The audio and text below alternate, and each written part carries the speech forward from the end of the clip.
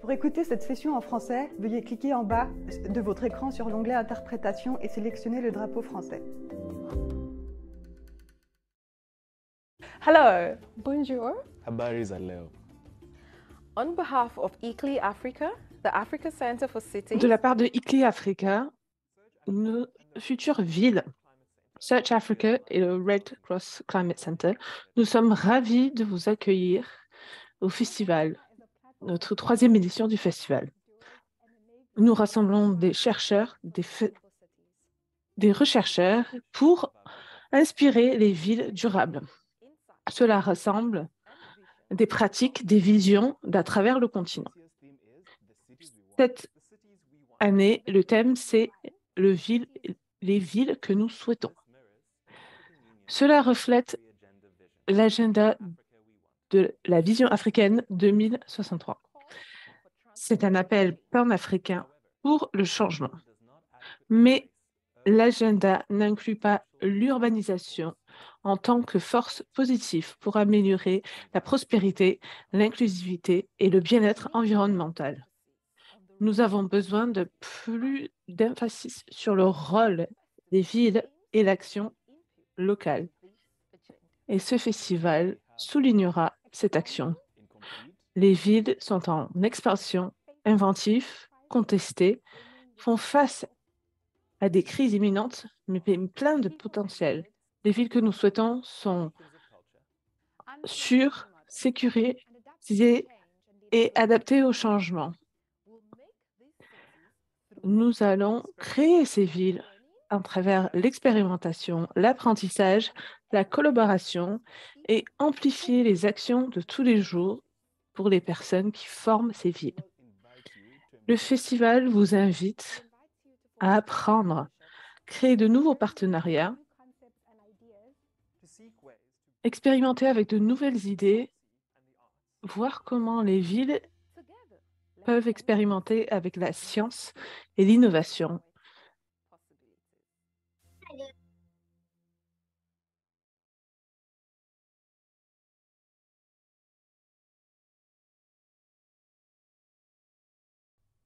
À l'encre de mon sang, au papier de ma langue, à mes yeux qui tanguent lentement dans le vide, rêvant un jour de laisser des traces de regard sur les villes que nous voulons et imaginons au-delà des vers.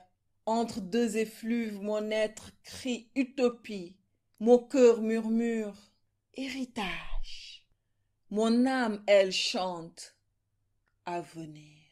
De villes riches de leur multiplicité, multiples dans leur diversité, unique pluralité niée hier s'est avancée vers un demain déjà avorté.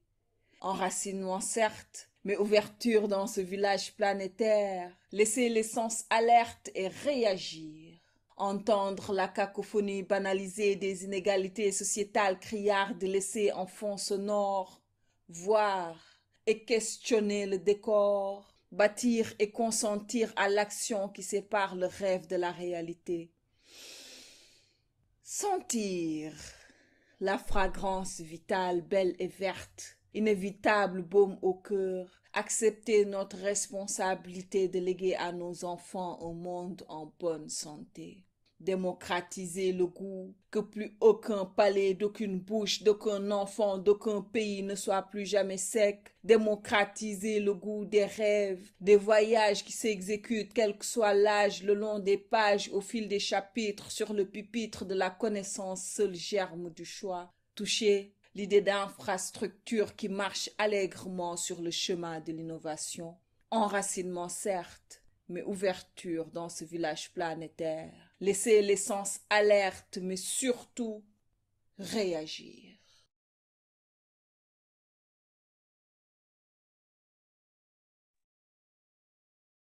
Good evening and Bonsoir et bienvenue à cette dernière session de débrief pour le Festival RISE 2023. Nous sommes ravis de vous avoir parmi vous, ainsi que Paul et le reste de l'équipe. J'ai hâte de démarrer les discussions aujourd'hui. Aujourd'hui était la dernière journée pour RISE Africa 2023. Et si vous nous accompagnez depuis le début de ce festival, vous savez que nous avons abordé le thème des villes que nous souhaitons agrandir.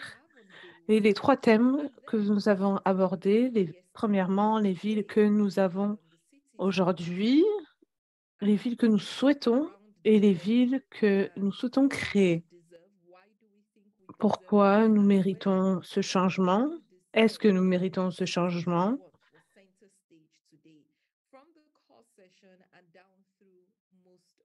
Et donc, cela a formé le but de notre conversation. Cela a été une session très informative, une journée très informative, un festival très informatif. Nous avons échangé avec l'équipe il y a une petite heure et on voudrait savoir quels sont vos retours, vos apprentissages de ce festival et quels éléments souhaitez-vous emporter avec vous. Mais un des thèmes principaux semblerait être l'inclusivité. L'idée que si nous méritons ces villes, il faut que nous changeons notre cadre, notre point de vue de je mérite la ville à nous méritons la ville. Et donc, je pense que c'est là où on pourrait démarrer notre discussion aujourd'hui. Qui sommes-nous? Qui est inclus dans cette idée de nous? Qui est exclu? Et je reviens à la conversation de hier. Je pense à Blaise, à sa participation hier sur le climat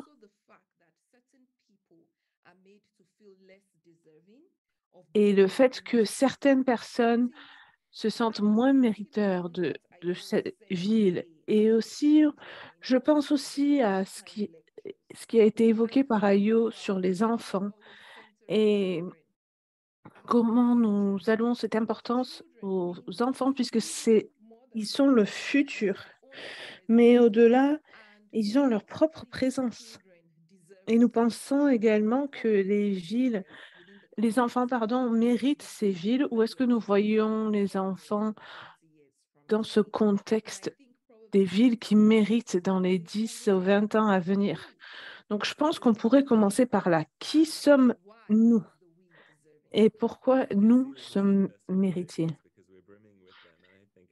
On voit très bien que c'est un festival d'idées parce qu'il y a plein d'idées et je peine à trouver un début. Mais je pense que le poème de Samira a évoqué les participants et je souhaiterais que tout le monde se sente accueilli au sein de ces villes. Et quelques tensions dont on a parlé étaient cette idée de la personne qui a le pouvoir de mener à bout ce changement. On a parlé du changement, de comment nos ancêtres ou nos anciens ont toujours raison, ou savent mieux, et on voudrait leur donner une voix à la majorité, puisque l'âge moyen de la population africaine est de 19 ans et demi. Mais nous avons une lacune de meneurs et je pense que nous attendons pas de notre jeunesse qu'ils soient des leaders.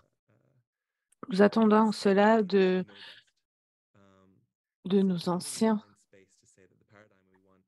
Donc, comment trouver cet espace pour exprimer qu'on a besoin de cette voix de jeunes, créer cette énergie et comment amplifier l'expérience de ces personnes qui ont pu avoir des vécus.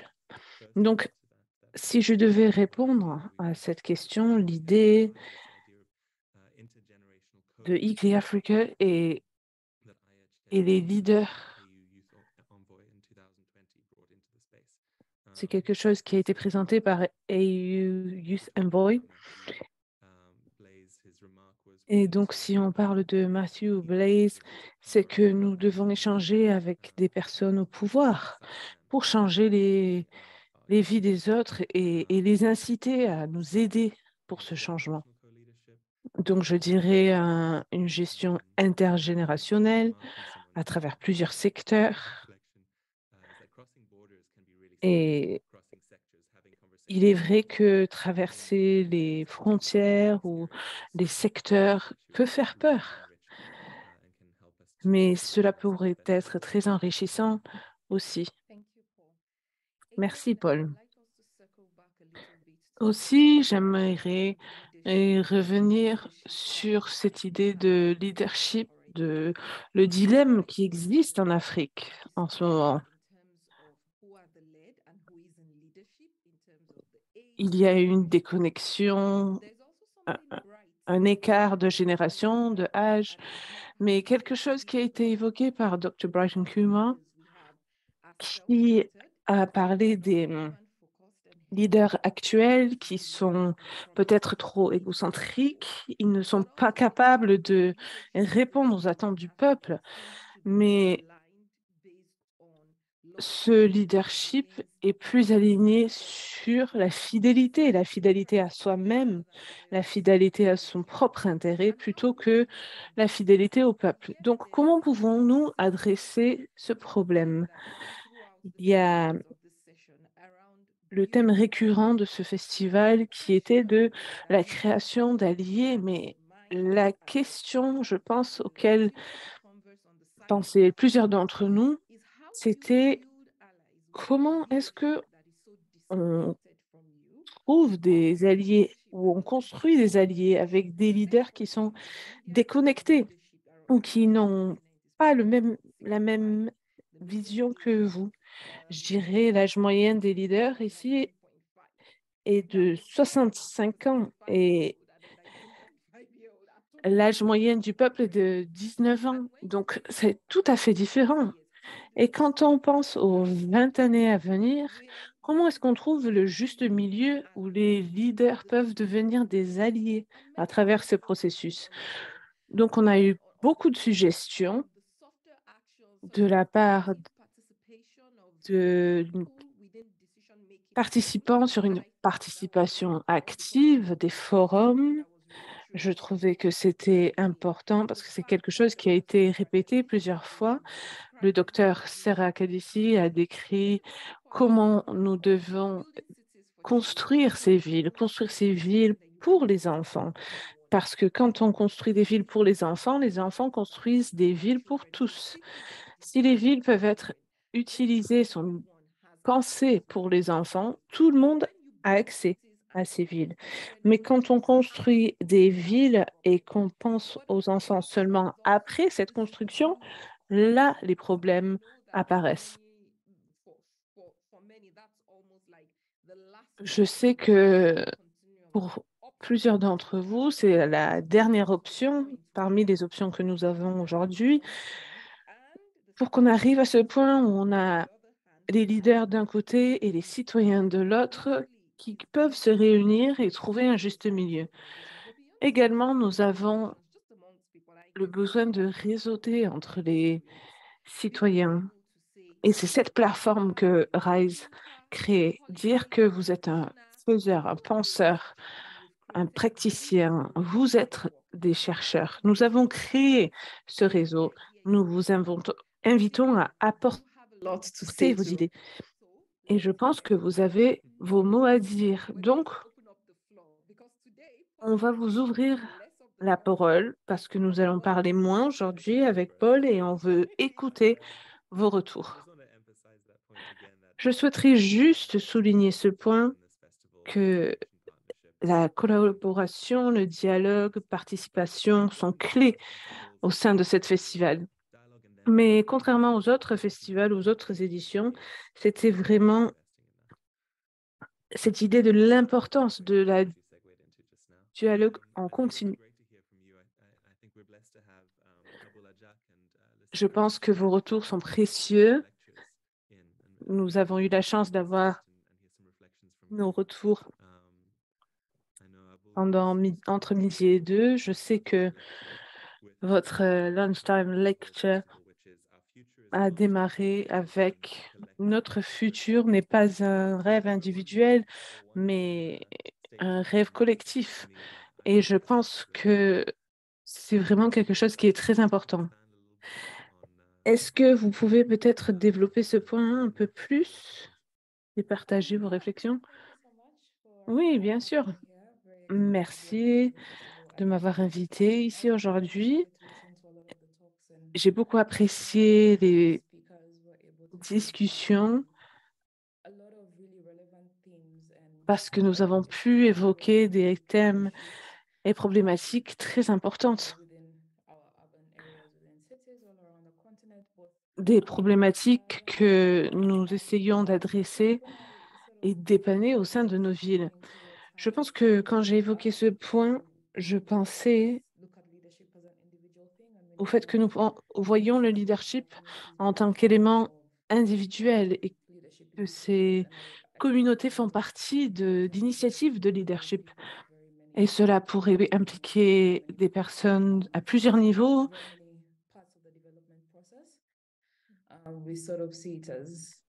C'est quelque chose que nous voyons comme une hiérarchie assez ascendante.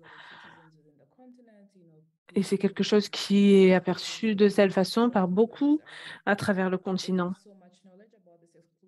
Il y a beaucoup de connaissances, de conscience et beaucoup d'entre eux sont oubliés, sont délaissés de ces décisions. Et je pense que c'est quelque chose qui pourrait être plus inclusif, qui pourrait être créé suite à des créations de gouvernance plus inclusives, des processus plus inclusifs. Oui, ce que j'ai beaucoup apprécié aussi, c'était la façon dont vous avez évoqué le fait que ces personnes peuvent ouvrir leurs portes, ouvrir leurs portails, cette imagerie que vous avez créée. Et ce que j'ai retenu, c'est que ces détails minutieux, on, on parle de grosses idées, mais vous évoquez les détails les plus minutieuses et c'est très important aussi.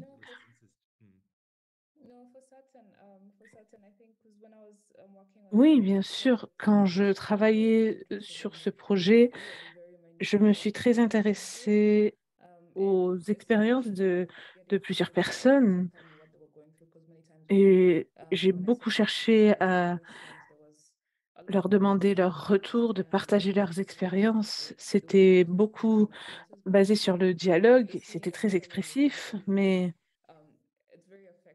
leurs retours, leurs histoires sont très efficaces, sont très impactantes. Et quand je regardais ces témoignages avec mes étudiants, par exemple, on a pu réfléchir à des moyens ou à des possibilités de changement pour faciliter la vie de certains. Et cela nous a permis d'ouvrir les possibilités et penser à quels sont ces éléments de conception qui sont importantes alors qu'on ne les penserait pas. Par exemple, les routes que nous utilisons, les voitures que nous conduisons, comment nous les garons. Et cela a été intéressant de voir par des retours de personnes qui vivent dans des villes différentes comment cela a été importante, la structure qui peut être différente par rapport à une grosse ville, une petite ville. Est-ce que les trottoirs sont assez grands? Est-ce qu'il y a des feux qui fonctionnent? Est-ce que cela permet aux gens de traverser la route, par exemple? Cela peut changer notre expérience de l'espace. Et je pense que c'est quelque chose qui est important. Et il y avait aussi un élément de genre par rapport à l'expérience de femmes. Comment Leur expérience de sûreté, c'est pas pareil pour les hommes. Les hommes, peut-être, oui, font telle chose ou telle chose, mais les femmes ont une expérience tout à fait différente.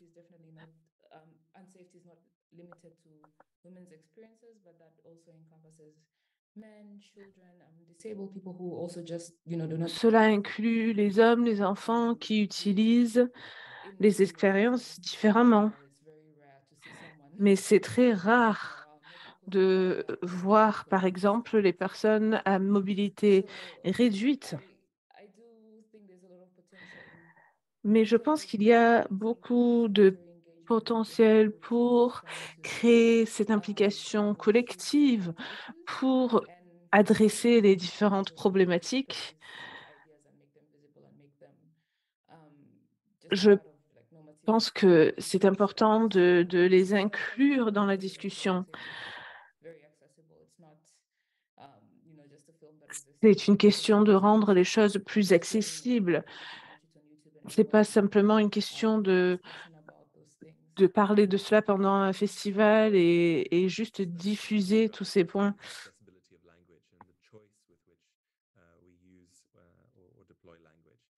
C'est très important, cet élément de langage, cette utilisation de langage.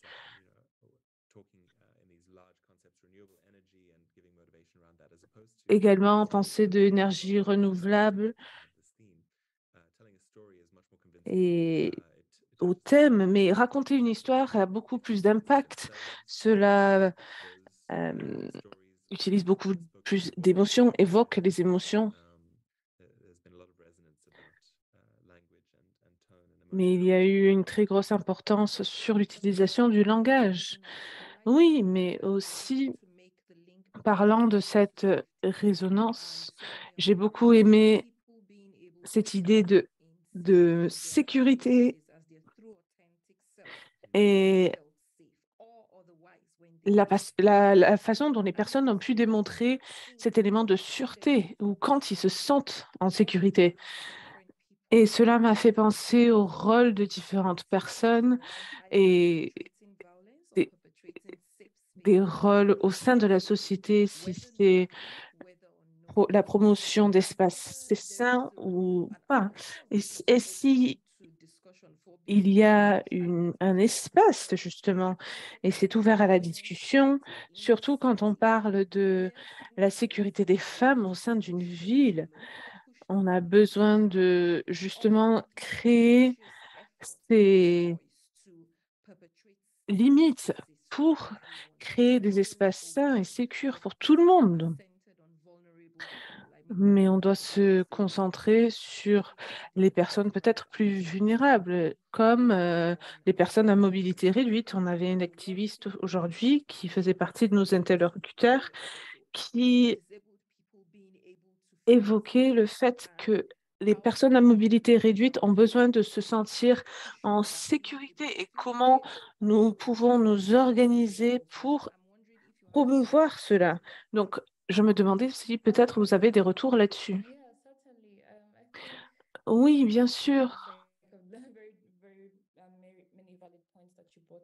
Il y a beaucoup de points importants là, que vous évoquez, mais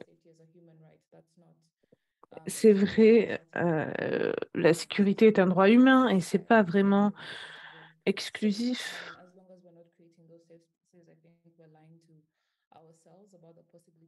C'est peut-être quelque chose que nous n'avouons pas, mais on a besoin de cet accès à la sécurité.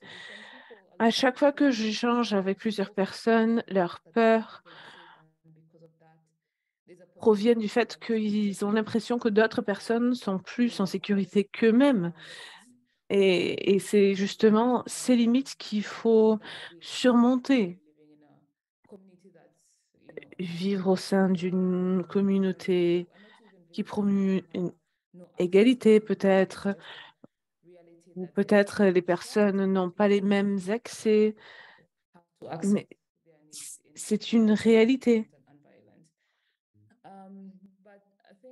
Mais je pense que en parlant de droits humains, on doit revenir à l'éducation, à comment nous voyons les droits des uns des autres.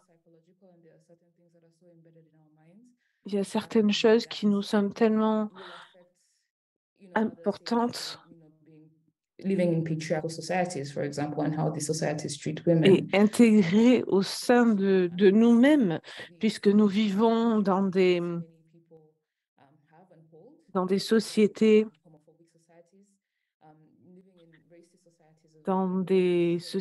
peut-être racistes ou And done within, homophobes people's minds and people's ou des sociétés patriarcales. Et c'est vraiment quelque chose sur lequel nous devons agir pour promouvoir le droit des autres. Donc, il y a ces problématiques au sein des structures physiques, mais cela inclut comment nous échangeons ou nous sommes impliqués avec ces autres personnes. Oui, il faut que nous sortions au-delà de ces normes. Et c'est quelque chose que nous peinons à reconnaître, peut-être. C'est quelque chose qui devrait être plus clair. J'aimerais juste parler des limites. Vous avez parlé des limitations.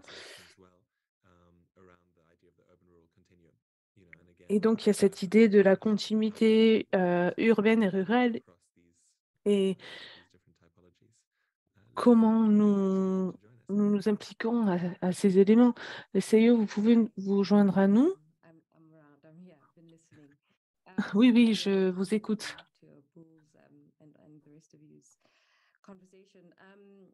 Oui, j'écoute attentivement vos retours. Je pense que il y a beaucoup de liens entre la sûreté au sein des villes et comment incorporer cette sûreté et également la continuité urbaine. C'est quelque chose que je considère étant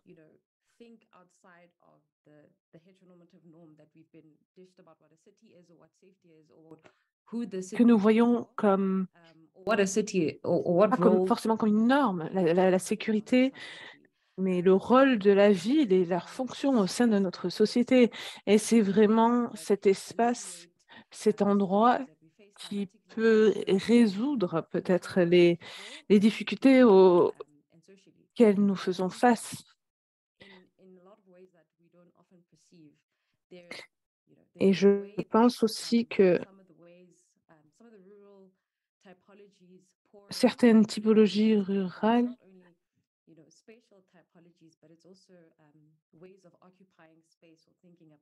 nous évoquent comment réfléchir à l'utilisation de l'espace. Et parfois, il y a cette tension entre comment nous voyons l'utilisation de cet espace. C'est une nouveauté que nous ne connaissons pas. Nous avons créé ces villes pour créer des permanences, des solutions, et cela peut être très compliqué de voir ou d'envisager ces flexibilités. Et ce aussi qu'on pense à la migration rurale urbaine, c'est quelque chose qui se passe, qui est récurrent en Afrique, mais c'est aussi une façon différente d'occuper une ville, non seulement pour le logement ou d'un point de vue économique, mais les opportunités que les personnes se créent pour justement se créer un système. Une maison au sein de la ville attire des personnes des zones rurales, mais les gens peuvent également se déplacer, partir, revenir. Mais les villes empêchent les gens de non seulement de bouger, c'est pas vrai, c'est pas quelque chose qui est vrai, c'est une chose qui encourage le mouvement, le déplacement d'une ville à une autre, peut-être. Donc, je pense qu'il est important de penser aux villes. Quelles sont les villes que nous souhaitons avoir, surtout changement climatique, changement étant le mot-clé ici, et les villes qui ne sont pas encore dans la capacité de changer. Donc, c'est quelque chose, je pense, que nous devons observer et décider quels sont ces éléments qui encouragent le mouvement des personnes? Oui, je pense qu'il y a une imagerie superbe dans, dans tout ce qu'elle évoque. On a rajouté justement ce mot de ville, flexi-ville. Yeah, those are quite important like terms and lexicons, to really not confine ourselves to the idea of a city from Oui, 100. donc c'est un terme très important. Il ne faut pas avoir cette idée d'une ville qui date d'il y a 100 ans. Et je dis ça au niveau physique, mais juste l'idée également d'à quoi servirait une ville. Et d'après votre perception, donc j'en reviens à l'ouverture de la conversation pendant le déjeuner. Vous avez dit quelque chose qui m'a marqué. Vous avez dit non seulement on conçoit des technologies, mais la technologie nous conçoit également.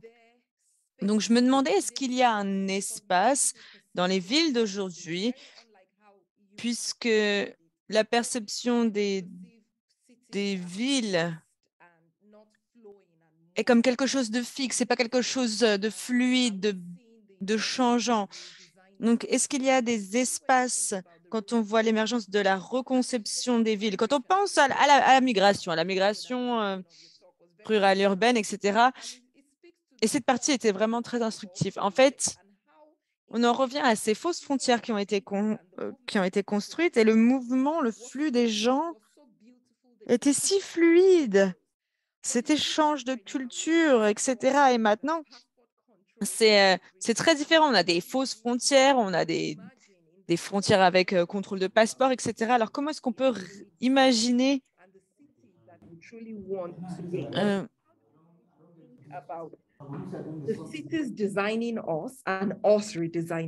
comment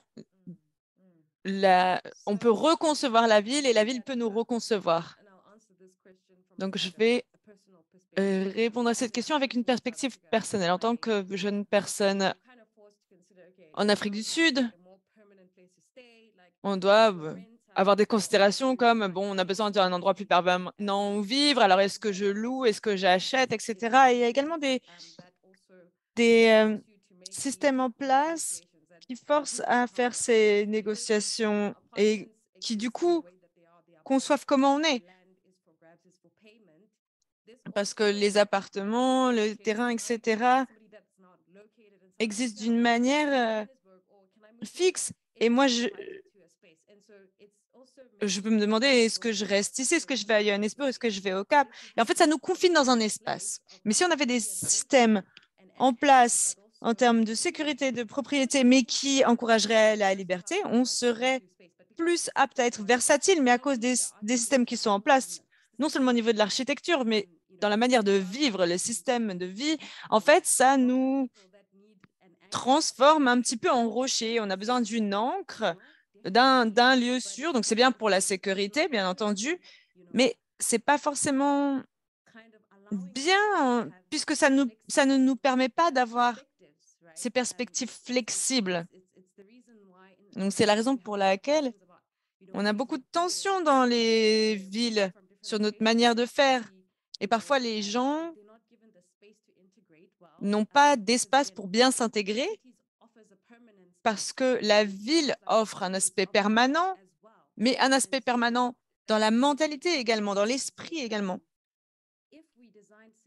Et si on concevait des villes qui permettaient plus de mobilité, de mouvement, en vraiment incluant cette idée de migration, si on avait des villes, des pays, des continents sans frontières, quel genre de personnes serait-on? Est-ce qu'on s'intégrerait plus si on était moins engagé envers un seul endroit?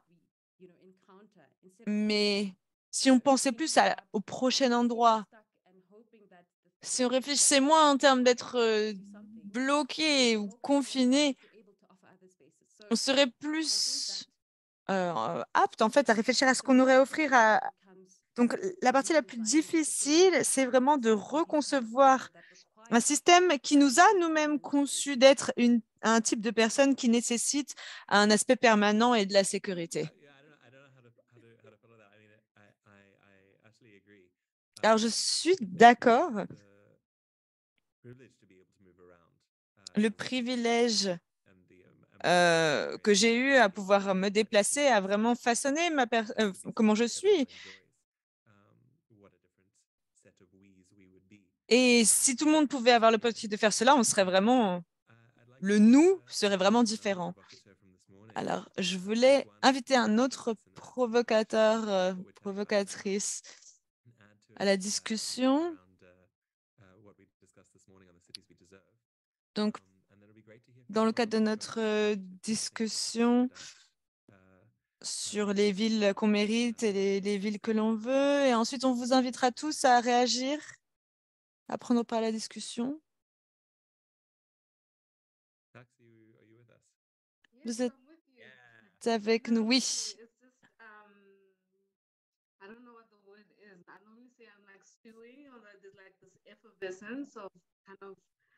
En fait, j'ai vraiment toutes ces réflexions. J'ai entendu, grâce aux choses que j'ai entendues de votre part, et beaucoup de choses résonnent avec moi. Alors, est-ce que j'ai quelque chose à ajouter? Est-ce que j'ai quelque chose à dire? En fait, pour moi, ce qui ressort vraiment, et ce matin également, j'avais une réflexion que je n'avais pas réussi à verbaliser, mais c'était cette histoire de cheminement, de voyage. Parce que souvent, quand on pense à un contexte urbain et aux villes, parfois j'ai du mal avec ça. J'ai du mal avec les idées fixes de ce que ça constitue. Et quand on pense à reconcevoir, on a vraiment cette question de structure permanente qui revient. Et on a cet espace qui est invisible. On a cet espace fluide, renégocié. Quand je pense aux entrepreneurs avec qui je travaille, au type de système et d'environnement dans lesquels je travaille, donc dans les systèmes alimentaires par exemple,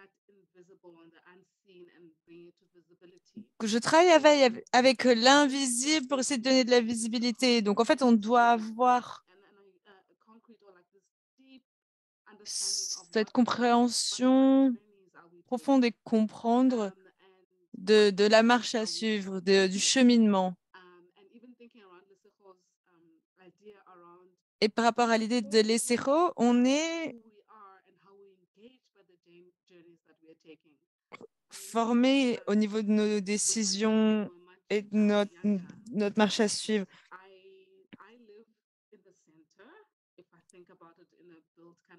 Donc moi, je vis dans le centre du Cap, entre le plateau et la ville du Sud, ou les quartiers du Sud.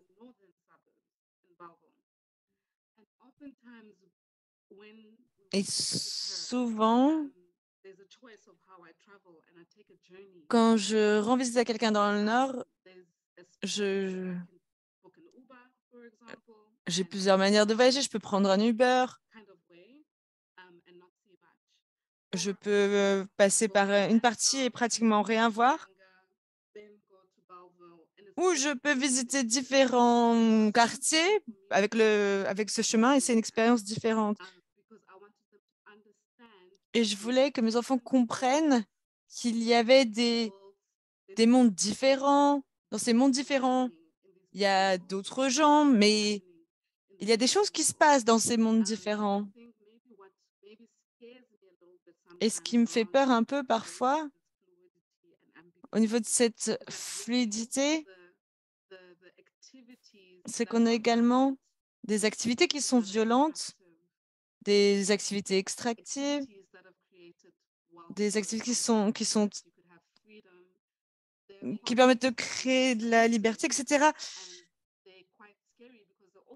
En fait, ces activités font peur parce qu'elles démarrent dans cet espace d'ambiguïté et de fluidité. Donc, comment est-ce qu'on capture la beauté de ce phénomène, mais comment est-ce qu'on s'assure de ne pas faire partie du système, de ces activités parmi lesquelles on essaye de naviguer et de survivre. Donc voilà, mais en termes de remarques de clôture, j'ai du mal avec le mot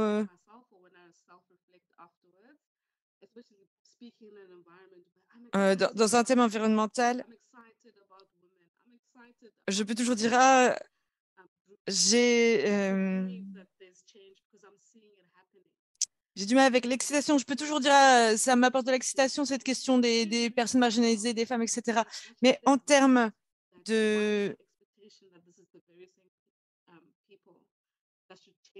d'agence, c'est vraiment les mêmes genres de personnes qui peuvent changer. L'interprète s'excuse, le son, c'est difficile à comprendre. Quand on pense à la reconstruction et à façonner les choses, on avait l'exemple des travailleurs sociaux, par exemple, et on regardait la charge administrative et l'intégration, les façons de faire. Et j'essaie de réfléchir à dans quelle mesure est-ce qu'on essaye d'avoir le point de vue de l'autre et dans cette il y a de la charge. Et quand on pense à la fluidité, au mouvement, etc., il y a une charge à laquelle on ne pense pas. Et je pense qu'aujourd'hui, les conditions matérielles deviennent importantes, les ressources matérielles également. Donc, quelle est la connexion avec les financements, etc. Donc, voilà, ça, c'était les réflexions que j'avais à l'esprit. Merci. Alors, j'approuve tout ce que vous avez dit. Juste pour répondre, lorsque l'on dit qu'il faut pouvoir équilibrer l'autonomie et les différents aspects.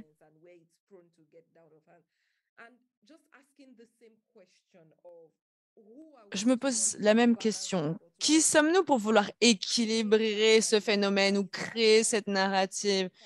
Est-ce que ce n'est pas une conséquence naturelle ou un résultat naturel de passer de l'un à l'autre? Et en fait, ça nous ramène à la création des villes que nous voulons. Donc, c'est de là qu'on a commencé la discussion. En fait, j'ai noté quelque chose dans l'ordre du jour. Donc, un processus intégré et une Afrique en paix. Donc, je reviens sur la question de l'intégration. On parlait de la fluidité de nos villes. Ces aspirations d'avoir de l'intégration, ça peut être au niveau régional, au niveau national. Et en fait, on est très loin de cet objectif. Et l'objectif de RISE, c'était d'inviter la conversation qui promeut cet agenda au niveau des villes. Comment est-ce qu'on peut activer l'intégration au niveau des villes? Et je comprends quand vous dites qu'il faut embrasser cette fluidité et arrêter de vouloir tout de manière statique. Mais comment est-ce qu'on fait ça dans le cadre des contraintes que constitue la réalité de nos villes? Comment faire en sorte d'assurer la sécurité? Il y a un aspect permanent. On a toujours cet aspect, voilà, c'est à nous et on ne va laisser personne avoir accès à ça. Oui, donc c'est une question très difficile. C'est une difficulté à laquelle on fait face. Donc, les planificateurs urbains, pour parvenir à intégrer les villes, on voit déjà qu'à cause de l'apartheid et de la planification, les villes de l'Afrique du Sud ne sont vraiment pas intégrées. Ça fait plus de 20 ans et maintenant, on a toujours du mal à intégrer les communautés à ce jour. Donc, c'est vraiment une lutte constante. Mais on a besoin d'une tension et d'un accent sur les rôles publics.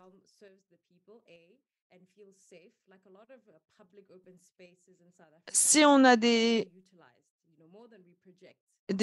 endroits publics où on se sent en sécurité, parce qu'il y a beaucoup d'endroits publics qui sont sous-utilisés en Afrique du Sud. Donc, parce qu'ils ne sont pas connectés à la manière de sociabilité des Africains. Les gens socialisent de manière différente et occupent l'espace de manière différente, mais je ne pense pas qu'on ait fait le projet en réfléchissant comment est-ce que les Africains socialisent, à quoi est-ce que ça ressemble dans un lieu ouvert. Et on a beaucoup d'études, des mémoires, etc., qui sont faits sur le sujet. Et il y a beaucoup d'idées. La recherche, souvent, en pratique, on pense souvent qu'il faut commencer de zéro. Mais si on fait le lien entre la pratique et la recherche, on peut voir que beaucoup de problèmes auxquels font face les gouvernements, les leaders, etc., sont des questions auxquelles des gens ont déjà réfléchi. Et on a un rôle très important pour créer vraiment ce genre de communautés. On a des communautés de déficit et non pas d'abondance. Et au lieu d'avoir juste des pelouses, pourquoi qu'on ne pourrait pas avoir quelque chose qui nourrit les gens? Quelque chose qui donne lieu à plus de conversation, redéfinir à quoi ressemble un espace public, que ce soit un espace de travail ou non. Et je pense que ça peut vraiment reconstituer la communication, puisque la ligne de la communication est parfois rompue entre les gens dans les villes. Donc, je pense que redéfinir l'espace public, c'est vraiment la première chose. On voit que que les gens s'intègrent dans des endroits qui n'étaient pas forcément prévus pour ça. Donc, la question, c'est comment est-ce qu'on peut mettre cela à l'échelle? Ça nécessite d'observer d'abord les intégrations qui existent déjà et en tirer profit au lieu de prendre des idées d'ailleurs. On a déjà des choses qui se passent, il faut en tirer des leçons. Là. Je pense que c'est le premier point de référence.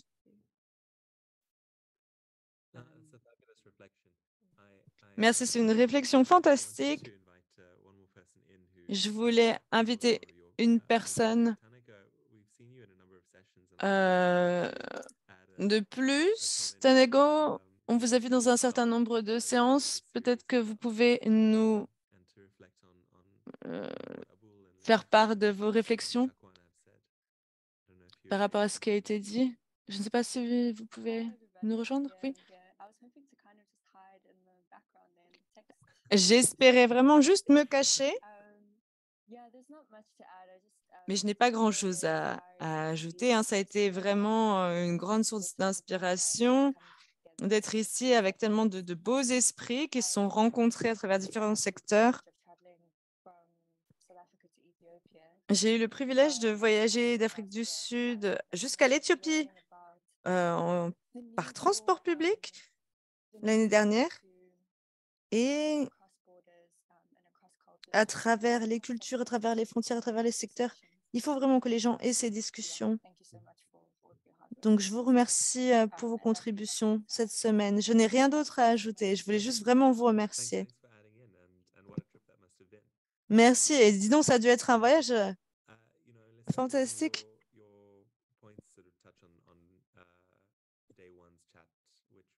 Et certains des points que vous avez mentionnés pendant la journée 1 étaient très importants sur ce qui est planifié et pas planifié, le fait de prêter attention à ce qui est demandé par les gens. Il faut juste les écouter. Voilà, ça, c'était une réflexion également.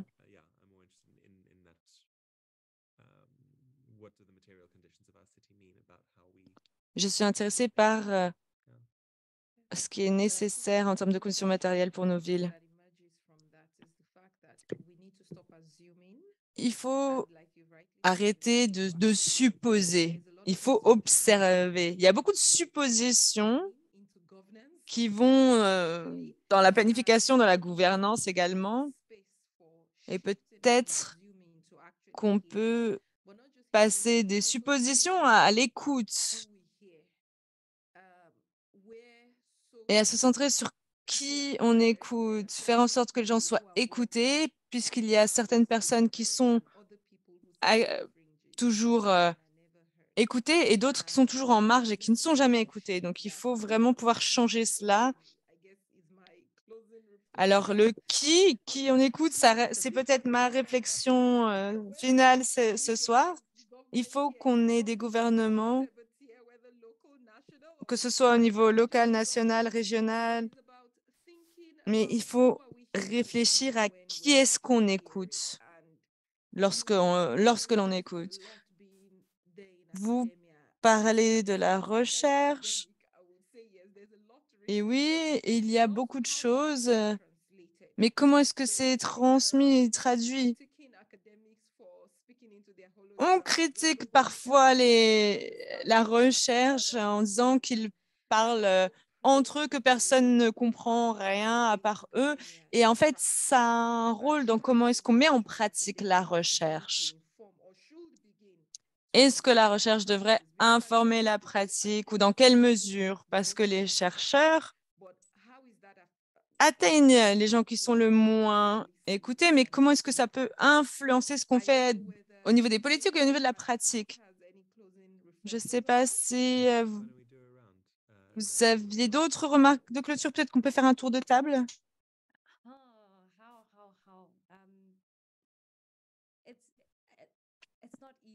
Alors, ce n'est pas facile. Je ne pense pas que c'est quelque chose de direct ou de facile. Souvent, même lorsque la recherche est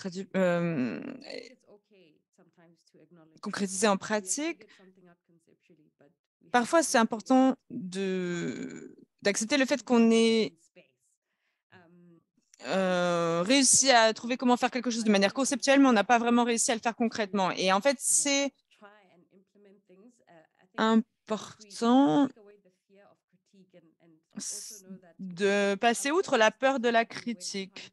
On va faire des erreurs en essayant de transformer quelque chose. Et ce n'est pas un problème. Il y a beaucoup de choses à apprendre de par ce processus. Et c'est le cas des deux côtés. On a quelqu'un qui essaye de mettre en place ces idées. Et il faut aussi que les autres soient acceptent. Parce que ça fait plus de 20 ans et on a toujours les mêmes problèmes auxquels on réfléchit dans la recherche, mais en pratique, ce sont des choses qui ne sont pas faciles à faire parce que ce n'est pas facile de montrer les bénéfices financiers. On a vraiment une approche de clientèle plutôt que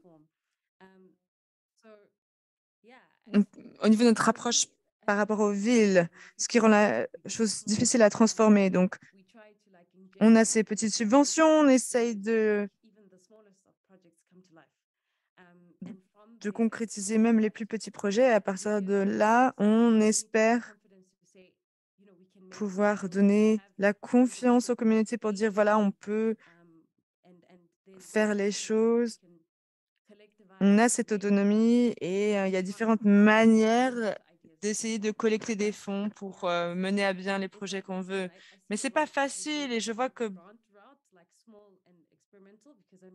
beaucoup de gens font ça de manière expérimentale parce que si on ne génère pas de profit, les gouvernements ne sont pas intéressés, si on n'a pas la valeur économique, etc. On quantifie même les paysages en tant avec une valeur monétaire, on en est arrivé là. Mais même en commençant petit, on arrivera quelque part. Merci. Ce que vous dites en termes de quantifier de manière économique, oui, c'est vrai. Est-ce qu'on devrait vraiment faire ça?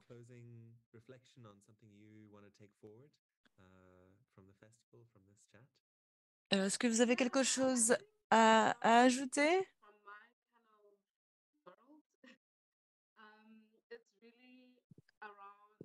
Alors, pour moi, on parle d'expérimenter.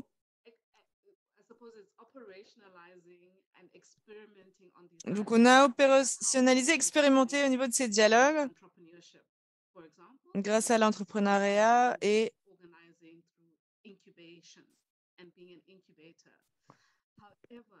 on essaie d'être un incubateur, etc. Mais je pense que un désir fort pour un travail politique d'un point de vue développement, parfois peut être enfermé. On ne peut pas opérationnaliser, expérimenter tout. En ayant connaissance de différents environnements, c'est plus clair pour moi le rôle d'un incubateur.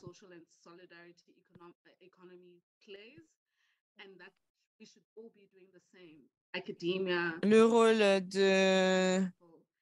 les différents rôles et le fait qu'on devrait tous faire la même chose, que ce soit la recherche, etc. Il faut qu'on ait cette capacité d'adaptation, cette plateforme dans les espaces où on peut négocier et faire des petites expérimentations. Je pense que notre manière de faire des expérimentations et de la recherche serait plus.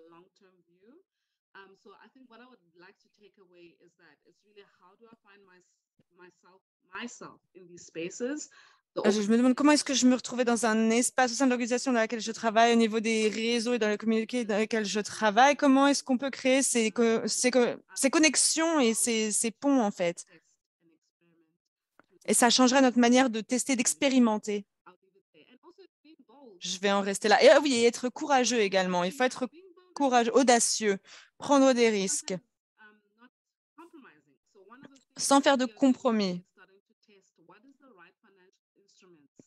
On essaie de tester quel est le bon instrument financier pour les petits entrepreneurs. Ça nous permet de faire ce qu'on veut faire, leur apporter un accès au marché, faire en sorte qu'ils puissent accéder à des financements, etc. Et on a besoin d'acteurs traditionnels dans cet espace. Et parfois, on nous dit, on vous parlera une fois que vous pouvez traduire ça par des gains économiques. Mais pour nous, ça changera la façon d'expérimenter et de travailler. Donc, il faut vraiment être audacieux, prendre des risques et ça ne va pas être facile parce qu'il faut des ressources.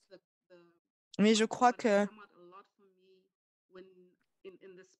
ce que je retiens d'hier et d'aujourd'hui, c'est ce cadre psychologique, le fait d'essayer de prendre soin de nous. Et c'est important dans ces espaces également. Merci, c'est une très bonne réflexion de clôture.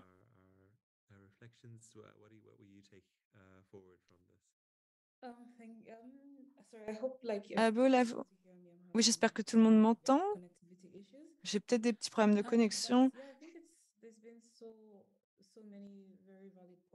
Je pense qu'on a entendu beaucoup de points très pertinents et j'ai pu réfléchir à ma propre pratique dans le fait d'essayer d'être audacieuse et également dans mon expérimentation, permettre mon autonomie, l'autonomie des participants d'être plus évidente et en termes d'engagement avec les gens avec lesquels j'ai travaillé, avec différents films, etc. Et pas seulement en termes de sécurité, mais dans le cadre du travail que je fais, on a beaucoup de solutions qui ont été trouvées par des petits groupes de gens qui travaillent ensemble et qui essaient de transformer certaines choses dont ils font l'expérience. Donc, je pense qu'il y a déjà beaucoup de solutions qui existent, mais on n'y a pas forcément accès ou on n'a pas forcément connaissance. Et une fois qu'on en a connaissance, comme Tokon disait, c'est important de faire entendre ces voix et de capaciter les gens à être leur propre voix et leur fournir le bon soutien également, en s'assurant que leur soutien soit négocié de manière juste. Voilà, j'ai pas grand-chose à dire à ce niveau-là. Mais je pense que voilà, c'était les remarques que je souhaitais faire.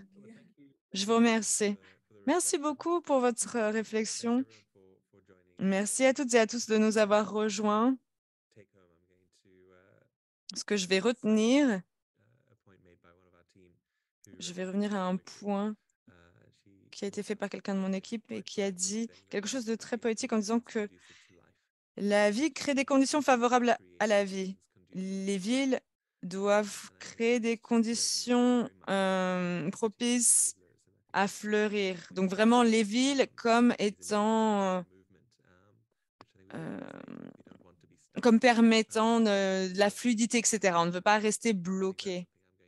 Et je pense que c'est quelque chose sur quoi je vais réfléchir et je voulais vraiment vous remercier, remercier tout le monde de la part du Centre climatique de recherche Afrique, de la Croix-Rouge, du Croissant Rouge, de l'université, etc. Merci à tous d'avoir permis d'organiser une telle plateforme. C'est absolument fantastique de faire partie d'une plateforme où on est en contact avec des gens de tout le continent.